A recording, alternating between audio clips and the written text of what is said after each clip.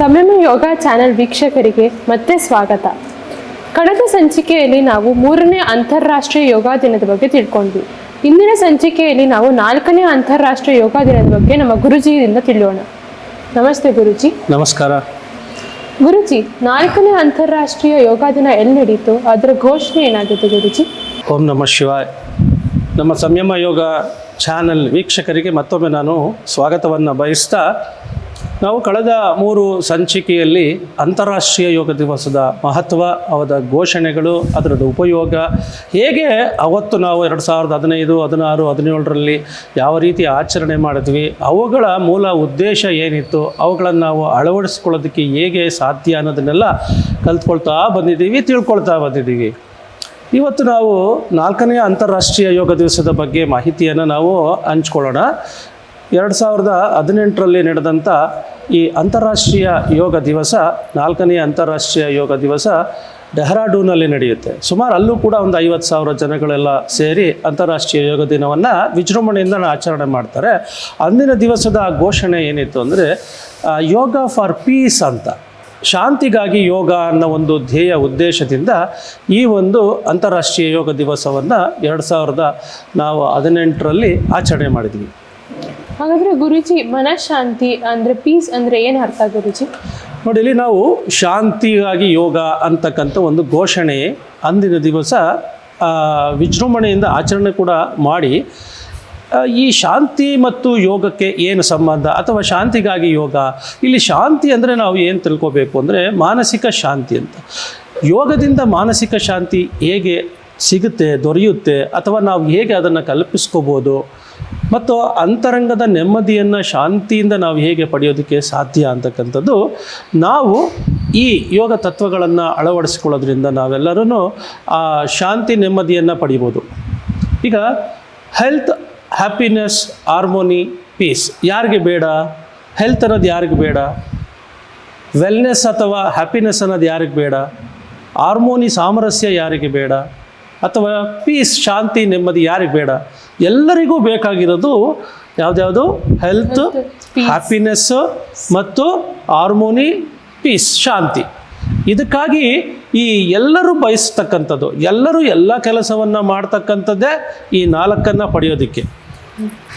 ನೋಡಿದ್ರಲ್ಲ ವೀಕ್ಷಕರೇ, ಶಾಂತಿ ಅಂದರೆ ಏನಂತ ನಮ್ಮ ಗುರುಜಿ ಹೇಳ್ಕೊಟ್ರು. ಇವಾಗ ಯೋಗಗೂ ಮತ್ತು ಶಾಂತಿಗೂ ಏನು ಸಂಬಂಧ ಅಂತ ನಮ್ಮ ಗುರುಜಿ ಹತ್ರ ಕೇಳೋಣ. ಗುರುಜಿ, ಶಾಂತಿಗೂ ಮತ್ತು ಯೋಗಕ್ಕೂ ಏನು ಸಂಬಂಧ ಗುರುಜಿ? ಇಲ್ಲಿ ನಾನು ಮೊದಲೇ ನಿಮ್ಗೆ ಹೇಳಿದಾಗೆ ಹೆಲ್ತ್, ಹ್ಯಾಪಿನೆಸ್, ಹಾಗೆ ಹಾರ್ಮೋನಿ, ಪೀಸ್.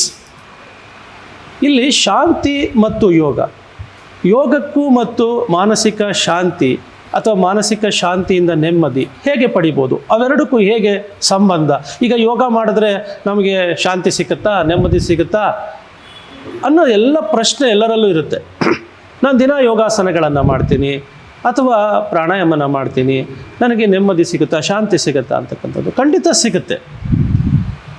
ಯೋಗದ ತತ್ವದಲ್ಲಿ ಅಥವಾ ಯೋಗದ ಒಂದು ವ್ಯಾಖ್ಯಾನ ಏನು ಹೇಳುತ್ತೆ ಅಂದರೆ, ಮನಃ ಪ್ರಶಮನೋಪಾಯ ಯೋಗ ಇತ್ಯಭಿಧೀಯತೆ.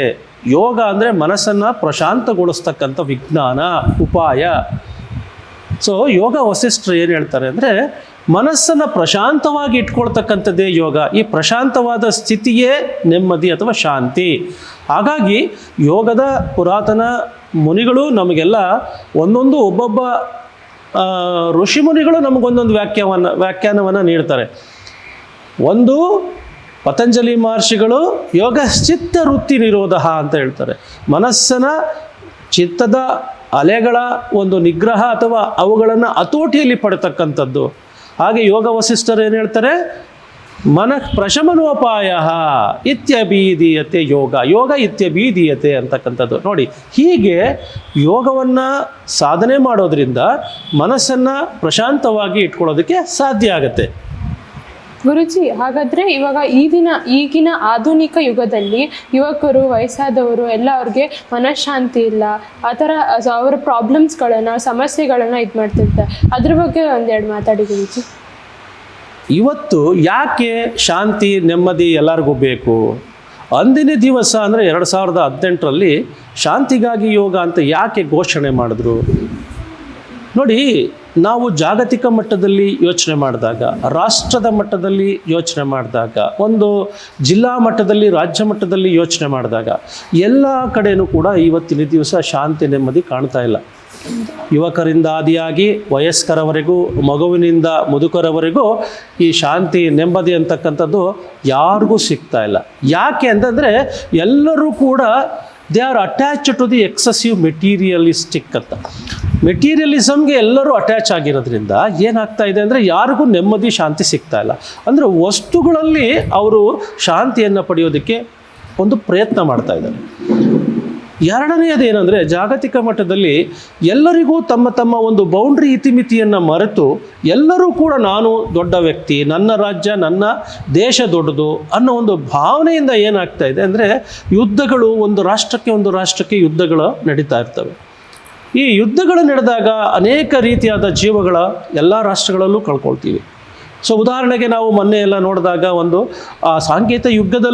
ಸಾಂಕೇತಿಕವಾಗಿ ಮಾಡಿದಂಥ ಯುದ್ಧದಲ್ಲೂ ಅನೇಕ ಜನರ ಸಾವನ್ನು ಕಂಡ್ವಿ, ಪ್ರಾಣಗಳು ಹೋದವು. ಇದೇನಾಗಿದೆ ಅಂತಂದರೆ ಎಲ್ಲರಲ್ಲೂ ಕೂಡ ಮನಸ್ಸಿಗೆ ನಾನು ಏನು ಮಾಡ್ತಾ ಇದ್ದೀನಿ, ಯಾಕೆ ಮಾಡ್ತಾ ಇದ್ದೀನಿ, ಇದರಿಂದ ಉದ್ದೇಶ ಏನದನ್ನು ಎಲ್ಲರೂ ಮರ್ತೋಗ್ಬಿಟ್ಟಿದ್ದಾರೆ. ಇದನ್ನು ಜ್ಞಾಪಿಸೋದಕ್ಕೋಸ್ಕರನೇ ನಾವು ಯೋಗದ ತತ್ವಗಳನ್ನು ಅಳವಡಿಸಿಕೊಂಡ್ರೆ ನಮ್ಮ ಮನಸ್ಸಿಗೆ ಶಾಂತಿ ಸಿಕ್ಕತ್ತೆ, ನಮ್ಮ ಇತಿಮಿತಿ ಗೊತ್ತಾಗುತ್ತೆ ಅನ್ನೋ ಉದ್ದೇಶ ಇರುತ್ತೆ. ಇವತ್ತು ಯುವಕರನ್ನು ತಗೊಂಡ್ರೆ ನಾವು ಅನೇಕ ರೀತಿಯಾದ ಗೊಂದಲಗಳು, ಅನೇಕ ರೀತಿಯಾದ ಮಾನಸಿಕ ತೊಂದರೆಗಳನ್ನು ಅನುಭವಿಸ್ತಾ ಇದ್ದಾರೆ. ಉದಾಹರಣೆಗೆ ಕಾಲೇಜು ಶಿಕ್ಷಣ ಹೋಗ್ತಾ ಇರ್ತಕ್ಕಂಥ ಯುವಕರು, ಅದಕ್ಕೂ ಮುಂಚೆ ನಾವು ಶಾಲೆಗೆ ಹೋಗ್ತಕ್ಕಂಥ ಯುವತಿಯರಲ್ಲೇ ನಾವು ನೋಡ್ತೀವಿ ಅನೇಕ ರೀತಿಯಾದ ಒಂದು ದೈಹಿಕ ಮಾನಸಿಕ ವ್ಯಸನಗಳು. ಅದಕ್ಕಾಗಿ ಅವ್ರು ಏನು ಮಾಡ್ತಾರೆ, ಅನ್ವಾಂಟೆಡ್ ಅಟ್ಯಾಚ್ಮೆಂಟ್ನ ಮಾಡ್ಕೊಳ್ತಾ ಬರ್ತಾರೆ. ಏನು ಉದಾಹರಣೆಗೆ ಡ್ರಗ್ ಅಡಿಕ್ಷನ್ ಇರ್ಬೋದು, ಆಲ್ಕೋಹಾಲ್ ಅಡಿಕ್ಷನ್ ಇರ್ಬೋದು, ಸ್ಮೋಕಿಂಗ್ ಇರ್ಬೋದು. ಹಾಗೆ ಲ್ಯಾಕ್ ಆಫ್ ಕಾನ್ಸಂಟ್ರೇಷನ್, ಅವರಿಗೆ ಯಾವುದರಲ್ಲಿ ನಾನು ಏಕಾಗ್ರತೆಯನ್ನು ಬೆಳೆಸಬೇಕು ಅಂತಕ್ಕಂಥದ್ದು, ಆ ವಿದ್ಯೆಗೆ ತನ್ನ ಮನಸ್ಸನ್ನು ಕೊಡದಲೇ ಇರ್ತಕ್ಕಂಥದ್ದು, ಇದು ಅನೇಕ ರೀತಿಯಾದ ಅವರ ಮಾನಸಿಕ ಗೊಂದಲಗಳಿಂದ ನರಳ್ತಾ ಇದ್ದಾರೆ. ಹೀಗಾಗಿ ಏನಾಗಿದೆ, ಅವ್ರಿಗೆ ಯಾವ ರೀತಿ ಪರಿಹಾರ ಕಂಡುಕೋಬೇಕು ಅನ್ನೋದು ಗೊತ್ತಿಲ್ಲದಲೇ ಅನೇಕ ರೀತಿಯಾದ ಕ್ಷಣಿಕ ಸುಖಕ್ಕೆ ಆತೋರಿತಾ ಇದ್ದಾರೆ. ಈ ಸುಖಗಳು ಏನಾಗ್ತಾ ಇದೆ ಅಂದರೆ ವಸ್ತುಗಳಿಂದ ಹುಡುಕ್ತಾ ಇರೋದ್ರಿಂದ ಅವೆಲ್ಲ ಕ್ಷಣಿಕವಾಗಿರುತ್ತೆ. ಈಗ ಉದಾಹರಣೆಗೆ ಸ್ಮೋಕಿಂಗ್ ಅಂತಕ್ಕಂಥದ್ದು, ಧೂಮಪಾನ ಮಾಡ್ತಕ್ಕಂಥದ್ದು. ಮಕ್ಕಳು ಅಥವಾ ಯುವಕರು ಏನು ಮಾಡ್ತಾರೆ ಅಂತಂದರೆ ಮೋಜಿಗಾಗಿ ಒಂದು ಈ ವ್ಯಸನವನ್ನು ಕಲಿತಾರೆ. ಈ ಮೋಜಿಗಾಗಿ ಧೂಮಪಾನ ಪ್ರಾರಂಭ ಮಾಡೋದು ಅವ್ರಿಗೆ ಅಡಿಕ್ಷನ್ ಅಂತ ಆಗುತ್ತೆ, ಇದು ಹ್ಯಾಬಿಟ್ ಆಗುತ್ತೆ. ಈ ಹ್ಯಾಬಿಟ್ ಆಗಿರ್ತಕ್ಕಂಥದ್ದು ಅವ್ರಿಗೆ ಒಂದು ಸಂಸ್ಕಾರ ಅಥವಾ ಇಂಪ್ರಿಂಟ್ಸ್ ಆಗುತ್ತೆ, ಪರ್ಮನೆಂಟಾಗಿ ಉಳ್ಕೊಳ್ಳುತ್ತೆ. ಅವನು ಜೀವಮಾನ ಧೂಮಪಾನದ ವ್ಯಸನೆ ಆಗುತ್ತೆ. ಧೂಮಪಾನದ ಜೊತೆಗೆ ಒಳ್ಳೆಯ ಬೇರೆ ಬೇರೆ ಮಿತ್ರರು, ಅಡಿಕ್ಟ್ ಆಗಿರೋ ಮಿತ್ರರು ಸಿಕ್ಕಾಗ ಏನಾಗುತ್ತೆ, ಅವರು ಬೇರೆ ಬೇರೆ ಅಡಿಕ್ಷನ್ಸ್ನ ಮದ್ಯಪಾನ ಕಲ್ತ್ಕೊತಾರೆ, ಡ್ರಗ್ ಕಲ್ಚರ್, ಇವತ್ತು ಗನ್ ಕಲ್ಚರ್, ಇವೆಲ್ಲ. ಯಾಕೆಂದರೆ ಅವ್ರಿಗೆ ಇದನ್ನೆಲ್ಲ ತೃಪ್ತಿಪಡಿಸೋದಕ್ಕೋಸ್ಕರ ಅವ್ರ ಹತ್ರ ಹಣಕಾಸಿರಲ್ಲ, ಹಣಕಾಸಿನ ತೊಂದರೆ ಇರ್ತದೆ, ಹಣಕ್ಕಾಗಿ ಹಿಂದೆ ಓಡಾಡ್ತಾರೆ. ರನ್ನಿಂಗ್ ಬಿಹೈಂಡ್ ಮನಿ ಅಂತೀವಿ. So addiction to the work ಅಂತ ಇವೆಲ್ಲವೂ ಏನಾಗುತ್ತೆ, ಅವರಿಗೆ ಮಾನಸಿಕ ತೊಂದರೆಯನ್ನು ಕೊಡುತ್ತೆ. ಈಗ ದುಡ್ಡು ಇಲ್ಲ ಅಂದಾಗ ಅವ್ರಿಗೇನಾಗುತ್ತೆ, ಯಾವುದೋ ರೀತಿಯಲ್ಲಿ ಆ ದುಡ್ಡನ್ನು ಗಳಿಸ್ಬೇಕು. ಯಾಕೆಂದರೆ ಅವನು ವ್ಯಸನಿ ಆದಾಗ ಏನಾಗುತ್ತೆ, ಅವನಿಗೆ ಅದು ತೃಪ್ತಿಪಡಿಸೋದಕ್ಕೋಸ್ಕರ, ಇಂದ್ರಿಯ ತೃಪ್ತಿಪಡಿಸೋದಕ್ಕೋಸ್ಕರ, ಸೆನ್ಷುಯಲ್ ಪ್ಲೆಷರ್ಗೆ ಅವರು ಬೇರೆ ಬೇರೆ ಒಂದು ದುಶ್ಚಟಕ್ಕೆ ಬಲಿಯಾದಾಗ ಏನಾಗುತ್ತೆ, ಅವ್ರಿಗೆ ಇವೆಲ್ಲ ಹಣಕ್ಕಾಗಿ ಆತೊರೆಯೋದು, ಬೇರೆ ಬೇರೆ ಮಾರ್ಗಗಳನ್ನು ಹುಡುಕಿಕೊಂಡು ತಮ್ಮ ಒಂದು ಜೀವನವನ್ನೇ ಹಾಳು ಮಾಡ್ಕೊಳ್ತಾರೆ. ಆ ನೆಮ್ಮದಿ ಕಳ್ಕೊಳ್ತಾರಾ? ಈ ನೆಮ್ಮದಿ ಕಳ್ಕೊಂಡಿರೋ ಒಂದು ಯುವಕರಿಂದ ಮನೆಗಳಲ್ಲಿ ನೆಮ್ಮದಿ ಕಳೆದೋಗುತ್ತೆ. ಯಾಕೆಂದರೆ ತಂದೆ ತಾಯಿಗಳು ಎಷ್ಟು ಕಷ್ಟಪಟ್ಟು ಜೀವನವನ್ನು ನಡೆಸ್ತಾ ಇರ್ತಾರೆ, ತನ್ನ ಮಕ್ಕಳಿಗಾಗಿ ಅನೇಕ ರೀತಿಯಾದ ಅವರು ಜೀವನದಲ್ಲಿ ಕಷ್ಟಪಟ್ಟು ಗಳಿಸಿರೋದನ್ನು ವಿದ್ಯಾಭ್ಯಾಸಕ್ಕೆ ತಂದೆ ತಾಯಿಗಳು ಕೊಟ್ಟರೆ, ಮಕ್ಕಳು ಏನು ಮಾಡ್ತಾರೆ, ಜನ ಇದನ್ನೆಲ್ಲ ಬೇರೆ ಬೇರೆ ರೀತಿಯಾಗಿ ವ್ಯರ್ಥ ಮಾಡಿ ತಾವು ಹಾಳಾಗೋದ್ರ ಜೊತೆಗೆ ಈ ಮನಸ್ಸಿನ ನೆಮ್ಮದಿ ತಂದೆ ತಾಯಿಗಳಲ್ಲೂ ಕಳೀತಾ ಇದ್ದಾರೆ.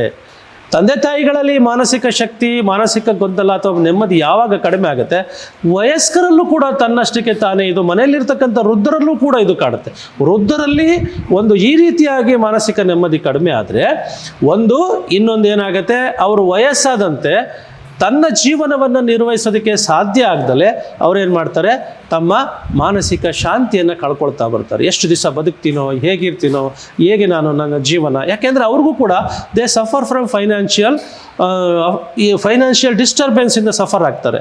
ಸೊ ಅಲ್ಲಿ ಏನಾಗುತ್ತೆ, ವಯಸ್ಸಾದಾಗ ಅವ್ರಿಗೆ ಆ ಸಪೋರ್ಟ್ ಇರಲ್ಲ, ಫೈನಾನ್ಷಿಯಲ್ ಸಪೋರ್ಟ್ ಇರಲ್ಲ, ಫ್ಯಾಮಿಲಿ ಸಪೋರ್ಟ್ ಇರಲ್ಲ, ಅನೇಕ ರೀತಿಯಾದ ಕಾಯಿಲೆಗಳು, ಮಧುಮೇಹ, ಹೃದಯದ ಒತ್ತಡ, ಈ ಥರ ಬೇರೆ ಬೇರೆ ಮಂಡಿ ನೋವು, ಇವೆಲ್ಲವೂ ಕಾಯಿಲೆಗಳಲ್ಲಿ ನೊಂದುತ್ತಾ ಇರ್ತಾರೆ. ಅಂದರೆ ಅವರೆಲ್ಲರೂ ಏನಾಗ್ತಾ ಇರುತ್ತೆ, ಅವರಿಗೆ ಈ ಮಾನಸಿಕವಾಗಿ ಈ ದೈಹಿಕವಾದ ಗೊಂದಲಗಳಿಂದ, ತೊಂದರೆಗಳಿಂದ ಮಾನಸಿಕ ಶಾಂತಿಯನ್ನು ಕೂಡ ಕಳ್ಕೊಳ್ತಾ ಇರ್ತಾರೆ. ಹೀಗಾಗಿ ಅವರು ಪ್ರಾರಂಭದ ಅವಸ್ಥೆಯಲ್ಲಿ ಮಗುವಿನಿಂದ ಹಿಡಿದು ನಾವು ವಯಸ್ಕರವರೆಗೂ ಮಾತಾಡ್ತಾ ಇರ್ತೀವಿ. ಮಗು ಕೂಡ ಇವತ್ತು ಶಾಲೆಗೆ ಹೋಗುವಾಗಲೇ, ಅದು ಶಾಲೆಗೆ ಕಳಿಸುವಾಗಲೇ ತಂದೆ ತಾಯಿಗೆ ಒತ್ತಡ ಇರುತ್ತೆ. ಮಗು ಶಾಲೆಗೆ ಹೋಗೋದಕ್ಕೆ ತಾನು ಅರ್ಜೆಂಟಾಗಿ ರೆಡಿಯಾಗಿ ಶಾಲೆಗೆ ಹೋಗ್ಬೇಕಾಗುತ್ತೆ. ಅಲ್ಲೇ ಅವನಿಗೆ ಟೆನ್ಷನ್ನು, ಒತ್ತಡ ಎಲ್ಲ ಉಂಟಾಗುತ್ತೆ. ಇನ್ನು ಶಾಲೆಗೆ ಹೋದ ಮೇಲೆ ಅವನು ಓದಬೇಕಾಗತ್ತೆ, ಅಲ್ಲಿ ಟೀಚರ್ಗಳನ್ನು ಮಾತು ಕೇಳಿಕೊಂಡು ಅವನು ಓದಬೇಕಾಗತ್ತೆ. ಈ ರೀತಿಯಾಗಿ ಒತ್ತಡಗಳು ಜಾಸ್ತಿ ಆದಂಗೆ ಮಗುವಿನಲ್ಲೂ ಕೂಡ ಮಾನಸಿಕ ಶಾಂತಿ ಕಡಿಮೆ ಆಗ್ತಾ ಬರುತ್ತೆ. ಹೀಗಾಗಿ ಇಂತಹ ಎಲ್ಲ ಸಮಸ್ಯೆಗಳು ಜಾಗತಿಕ ಮಟ್ಟದಲ್ಲಿ ರಾಷ್ಟ್ರಕ್ಕೆ ಯುದ್ಧಗಳ ನಡುವೆ ಎಲ್ಲರಲ್ಲೂ ಮಾನಸಿಕ ಗೊಂದಲ, ಶಾಂತಿ ಇಲ್ದಲೇ ಇರೋದು. ಹಾಗೆ ರಾಷ್ಟ್ರ ಮಟ್ಟದಲ್ಲಿ, ಅಂತಾರಾಜ್ಯ ಮಟ್ಟದಲ್ಲೂ ಕೂಡ ನಾವು ನೋಡ್ತೀವಿ, ವೈಯಕ್ತಿಕ ಸಂಬಂಧಗಳು ಇರೋದಿಲ್ಲ. ಈ ಸಂಬಂಧಗಳು ಯಾವಾಗ ಕೆಟ್ಟೋಗುತ್ತೆ, ಆಗ ಯಾರಲ್ಲೂ ಶಾಂತಿ ನೆಮ್ಮದಿ ಇರೋದಕ್ಕೆ ಸಾಧ್ಯನೇ ಇಲ್ಲ. ಸೊ ಇದು ಮನೆಯಿಂದನೇ ಪ್ರಾರಂಭ ಆಗುತ್ತೆ, ಅದು ರಾಜ್ಯ ಮಟ್ಟ, ಹಾಗೆ ದೇಶದ ಮಟ್ಟಕ್ಕೆ ಹಾಗೂ ರಾಷ್ಟ್ರ ಮಟ್ಟಕ್ಕೆ ಮತ್ತು ಒಂದು ಜಾಗತಿಕ ಮಟ್ಟಕ್ಕೆ ಹೋಗಿ ಎಲ್ಲರಲ್ಲೂ ಶಾಂತಿ ನೆಮ್ಮದಿ ಕಳ್ಕೊಂಡು ತಾವು ಏನು ಜೀವನದ ಗುರಿ ಇದೆ ಅಂತಕ್ಕಂಥದ್ದನ್ನು ಮರೆತು ತನ್ನ ಅಮೂಲ್ಯವಾದ ಜೀವವನ್ನು ಕಳ್ಕೊಳ್ತಾ ಇದ್ದಾರೆ. ಹಾಗಾಗಿ ಅಂದಿನ ದಿವಸ 2018ರಲ್ಲಿ ಶಾಂತಿಗಾಗಿ ಯೋಗ ಅಂತಕ್ಕಂಥದ್ದು ಒಂದು ಧ್ಯೇಯ ಘೋಷಣೆ. ಅದಕ್ಕೋಸ್ಕರ ಎಲ್ಲರೂ ಕೂಡ ಯೋಗದ ಸಾಧನೆಯನ್ನು ಮಾಡಲಿ ಅನ್ನೋ ಉದ್ದೇಶದಿಂದ ಅವತ್ತಿನ ದಿವಸ ಯೋಗ ಫಾರ್ ಪೀಸ್ ಅಂತಕ್ಕಂಥ ಒಂದು ಧ್ಯೇಯ ಸ್ಲೋಗನ್ನಿಂದ ಆ ದಿನ ನಾವು ಜೂನ್ 21, 2018ರಲ್ಲಿ ಈ ಒಂದು ಅಂತಾರಾಷ್ಟ್ರೀಯ ಯೋಗ ದಿನವನ್ನು ಆಚರಣೆ ಮಾಡಿದ್ವಿ. ಗುರುಜಿ, ಹಂಗಂದ್ರೆ ಈ ಎಥಿಕಲ್ ವ್ಯಾಲ್ಯೂ ಆಫ್ ಯೋಗ ಅಂತೀವಲ್ಲ ಗುರುಜಿ, ಅದು ಇದು ಮನಃಶಾಂತಿನ ಪಡೆಯೋಕ್ಕೆ ಹೆಲ್ಪ್ ಮಾಡುತ್ತಾ, ಅದು ಅದಕ್ಕೆ ಸೊಲ್ಯೂಷನ್ ಆಗ ಹೆಲ್ಪ್ ಮಾಡುತ್ತಾ ಗುರುಜಿ? ಇವತ್ತು ನಾವು ಈಗ ಪ್ರಾಬ್ಲಮ್ಸ್ ಬಗ್ಗೆ ಮಾತಾಡ್ತೀವಿ. ಯುವಕರಲ್ಲಿ ಪ್ರಾಬ್ಲಮ್ಸ್, ಯುವಕರಲ್ಲಿ ಇರ್ತಕ್ಕಂಥ ನೋವು, ಸಮಸ್ಯೆಗಳು, ವಯಸ್ಕರಲ್ಲಿ ಇರ್ತಕ್ಕಂಥದ್ದು, ಕುಟುಂಬದಲ್ಲಿ ಇರ್ತಕ್ಕಂಥದ್ದು, ಮಗುವಿನಲ್ಲಿ, ಇವೆಲ್ಲ ಸಮಸ್ಯೆಗಳನ್ನು ಮಾಡಿದ್ವಿ. ಅದಕ್ಕೆ ಬರೀ ನಾವು ಬೇರೆ ಹೇಳ್ಬೋದಾಗಿತ್ತು. ಏನಂತ ಬೇರೆ ಒಂದು ಉದಾಹರಣೆ ಕೊಟ್ಟು ಡ್ಯಾನ್ಸ್ ಫಾರ್ ಪೀಸ್ ಅಂತಕ್ಕಂಥದ್ದು ಕೊಡ್ಬೋದಾಯಿತು, ಗೇಮ್ಸ್ ಫಾರ್ ಪೀಸ್ ಅಂತ ಕೊಡ್ಬೋದಾಯಿತು. ಯಾಕೆ ಯೋಗ ಫಾರ್ ಪೀಸ್ ಅಂತ ಬಂತು? ಈಗ ನಾವು ಎಷ್ಟೋ ನಮ್ಮಲ್ಲಿರ್ತಕ್ಕಂಥ ನೋವನ್ನು ಕಳ್ಕೊಳ್ಳೋದಕ್ಕೆ ಏನು ಮಾಡ್ತೀವಿ, ನಾವು ಅಡಿಕ್ಷನ್ಸ್ ಹೆಂಗೆ ಮಾಡ್ಕೊಳ್ತೀವೋ ಹಾಗೆ ಕೆಲವರೆಲ್ಲ ಗೇಮ್ಸ್ ಅಂತಕ್ಕಂಥದ್ದು ಆಟಗಳನ್ನು ಆಡ್ತಾರೆ, ಬೇರೆ ಬೇರೆ ರೀತಿ ಆಟಗಳನ್ನು ಆಡಿ ಶಾಂತಿ ನೆಮ್ಮದಿಯನ್ನು ಪಡೆಯೋದಕ್ಕೆ ಪ್ರಯತ್ನ ಮಾಡ್ತಾರೆ. ಅದೇ ರೀತಿ ಮನರಂಜನೆಯಿಂದ ಎಷ್ಟೋ ಜನ ನೆಮ್ಮದಿಯನ್ನು ಸಿಗ್ಬೋದು ಅಂತಕ್ಕಂಥದ್ದು ಹುಡುಕ್ತಾ ಇದ್ದಾರೆ. ಡ್ಯಾನ್ಸ್ ಅಂದರೆ ನೃತ್ಯದಿಂದ ನಾವು ಈ ಶಾಂತಿಯನ್ನು, ಇವೆಲ್ಲ ಕ್ಷಣಿಕವಾಗಿ ಪಡಿತಕ್ಕಂಥದ್ದು. ಎಥಿಕಲ್ ವ್ಯಾಲ್ಯೂಸ್ ಆಫ್ ಯೋಗ ಅಂದರೆ ಯೋಗದ ಏನು ತತ್ವಗಳಿದೆಯಲ್ಲ, ನಮ್ಮ ಪುರಾತನ ಋಷಿಗಳು ನಮಗೆಲ್ಲ 5000 ವರ್ಷಗಳ ಹಿಂದೆಯೇ ಇದನ್ನೆಲ್ಲ ಹೇಳ್ಬಿಟ್ಟು ಹೋದರು. ನೋಡಿ, ಆ ವರ್ಷದಲ್ಲೇ ಅವರಿಗೆಲ್ಲ ಮುಂದೆ ನಮ್ಮ ದೇಶದಲ್ಲಿ, ನಮ್ಮ ಸಮಾಜಕ್ಕೆ ಯಾವ ರೀತಿ ಯೋಗ ಕೊಡುಗೆ ಕೊಡುತ್ತೆ ಅಂತಕ್ಕಂಥದ್ದನ್ನು ಅಂದಿನ ದಿವಸನೇ ಹೇಳೋಗಿದ್ದಾರೆ. ಆ ಮಾರಲ್ ವ್ಯಾಲ್ಯೂಸ್, ಎಥಿಕಲ್ ವ್ಯಾಲ್ಯೂಸ್, ಆ ಪ್ರಿನ್ಸಿಪಲ್ಸ್ ಏನಿದೆಯಲ್ಲ, ಇವುಗಳನ್ನೆಲ್ಲ ನಾವು ಅಳವಡಿಸ್ಕೊಳ್ಳೋದ್ರಿಂದ ನಮಗೆ ಶಾಂತಿ, ಒಂದು ಶಾಶ್ವತ ಶಾಂತಿ ಸಿಗುತ್ತೆ. ಉದಾಹರಣೆಗೆ ನಾವು ಅಷ್ಟಾಂಗ ಯೋಗ ಅಂತ ಹೇಳ್ತೀವಿ. ಅಷ್ಟಾಂಗ ಯೋಗದ ಕೆಲವು 8 ಮೆಟ್ಟಲುಗಳನ್ನು ಹೇಗೆ ಅಳವಡಿಸ್ಕೋಬೋದು, ಇದನ್ನು ಹಂತವಾಗಿ ನಾವು ತಿಳ್ಕೊಳ್ತಾ ಬರಬೇಕು. ಈಗ ಆರ್ಮಿಂಗ್ ಅದರ್ಸ್ ಅಂದರೆ ಯಾವುದೇ ಒಬ್ಬ ವ್ಯಕ್ತಿ ತಾನು ಹೇಗಿದ್ದೀನಿ ಅಂತಕ್ಕಂಥದ್ದು ಒಂದು ಅಕ್ಸೆಪ್ಟ್ ಮಾಡ್ಕೋಬೇಕು. ತಾನು ಹೇಗಿದ್ದೀನಿ ಅಂತಕ್ಕಂಥದ್ದು ಒಂದು ಅಕ್ಸೆಪ್ಟ್ ಮಾಡಿಕೊಂಡು ಯಾರಿಗೂ ತೊಂದರೆ ಮಾಡದೆ ಜೀವನವನ್ನು ನಡೆಸೋದು ಕಲ್ತ್ಕೋಬೇಕು. ತನಗೆ ತಾನೂ ನೆಮ್ಮದಿಯನ್ನು ಕಳ್ಕೊಳ್ಳೋದಲೆ, ತಾನು ಯಾರಿಗೆ ಹಿಂಸೆಯನ್ನು ಕೊಡೋದಲೆ ಬೇರೆಯವ್ರಿಗೂ ಹಿಂಸೆಯನ್ನು ಕೊಡಬಾರ್ದು. ಇದು ಮೊದಲನೇ ತತ್ವ. ಪ್ರಾಣಿಗಳಿಗೆ ಆಗ್ಬೋದು, ಮನುಷ್ಯರಿಗೆ ಆಗ್ಬೋದು, ನಾವು ಯಾವುದೇ ರೀತಿಯಾದ ಒಂದು ಹಿಂಸೆ ಮಾಡಬಾರ್ದು. ಸೊ ಈ ಹಿಂಸೆಯನ್ನು ಮಾಡೋದ್ರಿಂದ ಏನಾಗುತ್ತೆ, ನಮ್ಮ ಮಾನಸಿಕ ಶಾಂತಿ ಕಡಿಮೆ ಆಗ್ತಾ ಬರುತ್ತೆ. ಎರಡನೆಯದು, ಇದು ಸೋಷಿಯಲ್ ಡಿಸಿಪ್ಲಿನ್ ಅಂತ ಹೇಳ್ತೀವಿ ನಾವು. ಸಾಮಾಜಿಕವಾಗಿ ನಾವು ಯಾವ ರೀತಿ ಇರಬೇಕು ಅಂತಕ್ಕಂಥದ್ದು. ಸೊ ಮೊದಲನೇದು ನಮಗೆ ಹಿಂಸೆಯನ್ನು ಮಾಡ್ದಲೇ ಇರ್ತಕ್ಕಂಥದ್ದು. ಎರಡನೆಯದು ಒಂದು ಸತ್ಯವನ್ನು ನುಡಿತಕ್ಕಂಥದ್ದು, ಟ್ರೂತ್ಫುಲ್ನೆಸ್ ಅಂತ ಹೇಳ್ತೀವಿ. ಸತ್ಯಂ ವದ ಪ್ರಿಯಂ ವದ. ಎಷ್ಟು ನಮಗೆ ಸಾಧ್ಯವಾಗುತ್ತೋ ಅಷ್ಟು ಸತ್ಯವನ್ನು ನೋಡಿದ್ರೆ ನಮ್ಮ ಮನಸ್ಸು ಶಾಂತಿಯಿಂದ ಇರುತ್ತೆ, ನಾವು ಶಾಂತಿಯನ್ನು ಕಾಪಾಡ್ಬೋದು. ಹಾಗೆ ಮೂರನೆಯದು ನಾವು we should find out our limitations and boundaries. ಒಂದು ಬೇರೆಯವರಿಗೆ ನಾವು ಬೇರೆಯವರ ವಸ್ತುಗಳಿರ್ಬೋದು, ಬೇರೆಯವರ ಒಂದು ಇತಿಮಿತಿಗಳಿರುತ್ತಲ್ವ, ಅವುಗಳಿಗೆ ನಾವು ಕೂಡ ಒಂದು ಜವಾಬ್ದಾರಿ ಆಗಬೇಕು. ಹಾಗೆ ಜೊತೆಯಲ್ಲಿ we should respect their boundaries, their belongings. ಯಾವ ವಸ್ತುಗಳು ಯಾರಿಗೆ ಸೇರಿದೆ ಅನ್ನೋದು ನಮಗೆ ಗೊತ್ತಿರಬೇಕು. ಎಲ್ಲ ವಸ್ತುಗಳು ನಮಗೆ ಬೇಕು ಅಂತಕ್ಕಂಥದ್ದು ಯಾವಾಗ ನಾವು ಮನಗಳ್ತೀವೋ, ಅದಕ್ಕೆ ಜಾಗತಿಕ ಮಟ್ಟದಲ್ಲಿ ಯಾಕೆ ಯುದ್ಧಗಳಾಗುತ್ತೆ ಅಂದರೆ, ಒಂದು ರಾಷ್ಟ್ರದ ಬೌಂಡ್ರಿ ಏನಿದೆ ಅಂತ ಗೊತ್ತಿರಬೇಕು, ಆ ರಾಷ್ಟ್ರಕ್ಕೆ ಗೊತ್ತಿರಬೇಕು. ಆ ರಾಷ್ಟ್ರದಲ್ಲ ಬೌಂಡ್ರಿಯನ್ನು ಬಿಟ್ಟು ವಿಸ್ತಾರ ಮಾಡೋಕ್ಕೆ ಹೋದಾಗಲೇ ಈ ಶಾಂತಿ ನೆಮ್ಮದಿ ಕಳ್ಕೊಳ್ಳೋದು. ಅದು ಆಗ್ತಾ ಇದೆ ಈಗ. ಹಾಗೆ ಒಂದು ಮನೆ ಇತಿಮಿತಿಯಲ್ಲಿ ಇದ್ದಾಗ ಖಂಡಿತವಾಗಿ ನೆಮ್ಮದಿ ಸಿಗುತ್ತೆ. ಆ ಇತಿಮಿತಿಯ ಅರ್ಥ ಮಾಡ್ಕೊಳ್ಬೇಕು. ಇದೇ ಯೋಗಕ್ಕೆ ಸಂಬಂಧ ಇರತಕ್ಕಂಥದ್ದು. ಸೊ ಯಾವಾಗ ನಮ್ಮ ಒಂದು ಬೌಂಡ್ರಿಯನ್ನು ತಿಳ್ಕೊಳ್ಳಿಲ್ಲ ಅಂದರೆ ಈ ರೀತಿ ನೆಮ್ಮದಿಯನ್ನು ಕಳ್ಕೊಳ್ತೀವಿ. ಸೊ ಈ ಬೌಂಡ್ರಿಯನ್ನು ಅರ್ಥ ಮಾಡ್ಕೋಬೇಕು. ಓಕೆ. ಹಾಗೆ ನಮ್ಮ ಸೆನ್ಷುಯಲ್ ಪ್ಲೆಷರ್ಸ್ ಏನು ಹೇಳ್ತೀವಲ್ವಾ, ಇವು ನಮ್ಮ ಇಂದ್ರಿಯಗಳನ್ನು ನಿಯಂತ್ರಣದಲ್ಲಿ ಇಟ್ಕೊಳ್ಳಬಹುದು. ತಾಮ್ ಯೋಗ ಮಿತಿ ಮನ್ಯಂತೆ ಸ್ಥಿರಂ ಇಂದ್ರಿಯ ಧಾರಣಂ ಅಂತಕ್ಕಂಥ ಒಂದು ವ್ಯಾಖ್ಯಾನವನ್ನು ಕಠೋಪನಿಷತ್ತಲ್ಲಿ ಹೇಳುತ್ತೆ. ತಾಮ್ ಯೋಗ ಮಿತಿ ಮನ್ಯಂತೆ ಸ್ಥಿರಂ ಇಂದ್ರಿಯಗಳನ್ನು ನಿಗ್ರಹ ಮಾಡ್ಕೊಳ್ಳೋದು. ಸೊ ತಾಮ್ ಯೋಗ ಮಿತಿ ಮನ್ಯಂತೆ ಸ್ಥಿರಂ ಇಂದ್ರಿಯ ಧಾರಣಂ, ಇಂದ್ರಿಯಗಳನ್ನೆಲ್ಲ ಒಂದು ರೀತಿಯಲ್ಲಿ ಒಂದು ಕಡೆ ತರ್ತಕ್ಕಂಥದ್ದು, ಇದನ್ನೇ ಯೋಗ ಅಂತ ಹೇಳುತ್ತೆ. ಹಾಗಾಗಿ ಇದನ್ನು ಕಂಟ್ರೋಲ್ ಮಾಡ್ಕೊಳ್ತಕ್ಕಂಥದ್ದನ್ನು ಕಲ್ತ್ಕೋಬೇಕು. ಅದಕ್ಕೆ ಯೋಗ ತತ್ವಗಳಲ್ಲಿ ಬೇಕಾದಷ್ಟು ಉದಾಹರಣೆಗಳಿದೆ, ಉಪಾಯಗಳಿದೆ. ಪ್ರಾಣಾಯಾಮ ಇರ್ಬೋದು, ತ್ರಾಟಕ ಇರ್ಬೋದು, ಅಂದರೆ ನಾವು ಏನು ಪ್ರತ್ಯಾಹಾರ ಇರ್ಬೋದು, ಇವೆಲ್ಲವೂ ಅನೇಕ ತತ್ವಗಳು ನಮಗೇನು ಮಾಡುತ್ತೆ, ಈ ಇಂದ್ರಿಯಗಳನ್ನು ಹತೋಟಿಗೆ ಹೇಗೆ ತರೋದು ಅನ್ನೋದನ್ನು ಕಲಿಸ್ಕೊಡ್ತವೆ. ಇದು ಒಂದು ದೇವರ ಹತ್ರ ಇರಬೇಕು ಅಂತ ಹೇಳ್ತೀವಿ, ಬ್ರಹ್ಮಚರ್ಯ ಅಂತ ಏನು ಹೇಳ್ತೀವಲ್ಲ. ಸೊ ಒಂದು ಭಗವಂತನಲ್ಲಿ ನೆಲೆ ನಿಲ್ತಕ್ಕಂಥದ್ದು, ಅಂದರೆ ಯಾವಾಗಲೂ ಭಗವಂತ ನಾಮವನ್ನು ಸ್ಮರಿಸ್ತಕ್ಕಂಥದ್ದು. ಸೊ ನಾಮಸ್ಮರಣೆ ಅಂತ ಭಕ್ತಿ ಯೋಗದಲ್ಲಿ ಹೇಳುತ್ತೆ. ಈ ನಾಮಸ್ಮರಣೆಯನ್ನು ಮಾಡ್ತಾ ಇದ್ರೆ ನಮಗೇನಾಗುತ್ತೆ, ಸೊ ನಾವು ಆ ತತ್ವಗಳಲ್ಲಿದ್ದಾಗ ಮಾನಸಿಕ ನೆಮ್ಮದಿ ಶಾಂತಿ ಸಿಗ್ತಾಗಿರುತ್ತೆ. ಸೊ ಅಕ್ಸೆಪ್ಟೆನ್ಸ್ ಒಂದು ಬಹಳ ಮುಖ್ಯ. ನಾವು ಏನಿದ್ದೀವಿ ಹೇಗಿದ್ದೀವಿ ಅಂತಕ್ಕಂಥದ್ದನ್ನು ಸ್ವೀಕಾರ ಮಾಡ್ಕೊಳ್ತಕ್ಕಂಥದ್ದು ಬಹಳ ಮುಖ್ಯ. ಇಲ್ಲಾಂದರೆ ನಮಗೆ ಟೆನ್ಷನ್ ಅನ್ನೋದು, ಸ್ಟ್ರೆಸ್ ಅಂತಕ್ಕಂಥದ್ದು ಜಾಸ್ತಿ ಆಗ್ತಾ ಇರುತ್ತೆ. ನಾವು ಬೇರೆಯವ್ರನ್ನ ನೋಡ್ತೀವಿ, ಬೇರೆಯವ್ರು ಹೇಗಿದ್ದಾರೆ ಹಾಗೆ ನಾವು ಇರಬೇಕು ಅನ್ನೋದನ್ನು ಪ್ರಯತ್ನ ಮಾಡ್ತಾ ಇರ್ತೀವಿ. ಅದಕ್ಕೆ ಏನೇನೋ ಬೇರೆ ಬೇರೆ ಒಂದು ಉಪಾಯಗಳನ್ನು ಕಂಡು ಹಿಡ್ಕೊಳ್ತಾ ಇರ್ತೀವಿ. ಅದು ತಪ್ಪು. ಅದಕ್ಕೆ ನಾವು ಹೇಗಿದ್ದೀವಿ, ಭಗವಂತ ನಮಗೇನು ಸೃಷ್ಟಿಸಿದ್ದಾನೆ, ಆ ಸೃಷ್ಟಿಯಲ್ಲಿ ನಾವು ಹೇಗಿರಬೇಕು ಅನ್ನೋದನ್ನು ಅರ್ಥ ಮಾಡ್ಕೊಳ್ಳೋದೇ ಒಂದು ನಿಜವಾದ ಯೋಗ, ಒಂದು ಶಾಸ್ತ್ರ ಹೇಳ್ತಕ್ಕಂಥದ್ದು. ಒಂದು ನಾನ್ ವೈಲೆನ್ಸ್ ಅಂತ ಹೇಳ್ತೀವಿ, ಹಾಗೆ ಟ್ರೂತ್ಫುಲ್ನೆಸ್ ಅಂತೀವಿ, ಹಾಗೆ ನಾವು ಇನ್ನೊಂದು ಆಸ್ಥೇಯ ಮತ್ತು ಬ್ರಹ್ಮಚರ್ಯ. ಅಪರಿಗ್ರಹ ಅಂತ ಇನ್ನೊಂದು ಹೇಳ್ತೀವಿ. ಅಪರಿಗ್ರಹ ಅಂತ ಅಂದ್ರೆ ಏನು, ನಮ್ಗೆ ಎಷ್ಟು ಇತಿಮಿತಿಲಿರೋದು ಅಷ್ಟು ಇಟ್ಕೋಬೇಕು. ಯಾವ ವಸ್ತುವಿಂದ ಎಷ್ಟು ಉಪಯೋಗ ಆಗುತ್ತೆ, ನಮಗೆ ದಿನನಿತ್ಯದಕ್ಕೆ ನಾವು ಎಷ್ಟು ಉಡುಗೆ ತೊಡುಗೆ ಬೇಕು, ಅಥವಾ ನಾವು ಯಾವುದೇ ಒಂದು ರೀತಿಯಲ್ಲಿ ಎಲ್ಲಾದರೂ ಪ್ರಯಾಣ ಮಾಡಬೇಕು, ದೂರ ಹೋಗಬೇಕು ಅಂದರೆ ಎಷ್ಟು ನಮಗೆ ಒಂದು ವಾಹನದ ಸಂಖ್ಯೆ ನಮಗೆ ಬೇಕು. ಈಗೇನಾಗುತ್ತೆ, ನಾವು ನಮ್ಮ ಒಂದು ಇತಿಮಿತಿನಲ್ಲಿ ಇವುಗಳನ್ನು ಅರ್ಥ ಮಾಡಿಕೊಂಡ್ರೆ ಅಲ್ವಾ, ನಮ್ಮ 3 ಹೊತ್ತಿಗೆ ಊಟ ಎಷ್ಟು ಬೇಕಾಗತ್ತೆ ಅಷ್ಟನ್ನು ಪ್ರಿಪೇರ್ ಮಾಡ್ಕೋಬೇಕು. ಹಾಗೆ ನಮಗೆ ಉಡುಗೆ ತೊಡುಗೆ ಎಷ್ಟು ಬೇಕೋ ಅಷ್ಟನ್ನು ಮಾಡ್ಕೋಬೇಕು. ಹೆಚ್ಚು ಹೆಚ್ಚು ಶೇಖರಣೆ ಮಾಡೋದು, ಸಂಗ್ರಹ ಮಾಡ್ತಕ್ಕಂಥದ್ದನ್ನು ಕಡಿಮೆ ಮಾಡ್ತಾ ಬರಬೇಕು. ಯಾಕೆ ಅಂತಂದರೆ ನಮಗೆ ಆಸೆ ಇರುತ್ತೆ, ಎಲ್ಲ ನನಗೆ ಬೇಕು ಅನ್ನೋದು ಆಸೆ ಇರುತ್ತೆ. ಉದಾಹರಣೆ ಯುವಕರಲ್ಲಿ ಅಥವಾ ಎಲ್ಲ ಒಂದು ಜನಗಳಲ್ಲೂ ಕೂಡ ಅದೇ ಇದೆ. ಹೆಚ್ಚು ಹೆಚ್ಚು ಶೇಖರಣೆ ಮಾಡ್ತಾ ಇದ್ದರೆ ಅದನ್ನು ಕಾಪಾಡೋದಕ್ಕೆ ನಾವು ಇನ್ನೊಂದು ಉಪಾಯ ಹುಡುಕಬೇಕಾಗತ್ತೆ. ಇದರಿಂದ ಮಾನಸಿಕ ಶಾಂತಿ ನೆಮ್ಮದಿ ಕಳ್ಕೊಳ್ತಾ ಬರ್ತಾನೆ.